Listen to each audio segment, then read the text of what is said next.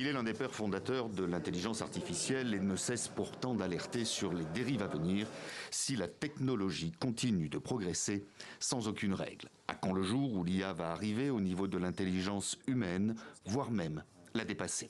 Imaginez qu'il y ait des systèmes comme ça et qu'ils aient comme objectif, un de leurs objectifs, leur propre survie. Ça serait comme si on créait une nouvelle espèce sur Terre qui serait plus intelligente que nous.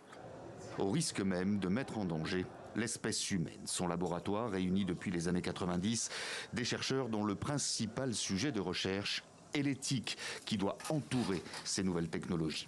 Ça, c'est une des singularités ici au Québec, c'est qu'on a su très tôt donner envie à la communauté scientifique de travailler sur comment mieux réfléchir l'intégration de l'IA pour la société, pour les individus.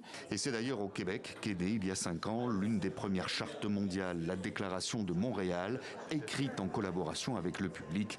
Elle encadre désormais l'intelligence artificielle. En Europe, après 2 ans de discussions laborieuses, la toute première loi européenne qui encadre l'évolution de l'intelligence artificielle vient d'être adoptée par les 27. L'Union européenne devient ainsi le premier continent à fixer des règles. Nous avons travaillé ensemble pour avoir une réglementation qui respecte les droits de l'homme à l'ère numérique et qui garantisse l'éthique et les valeurs que nous défendons en Europe. L'accord trouvé ce vendredi doit être complété par tout un travail technique avant que le texte ne soit véritablement finalisé. Il s'agit notamment d'encadrer, d'empêcher les dérives sans que cela nuise au développement de sociétés européennes. Hors de question pour des pays comme la France, l'Allemagne ou l'Italie de perdre la course à l'intelligence artificielle.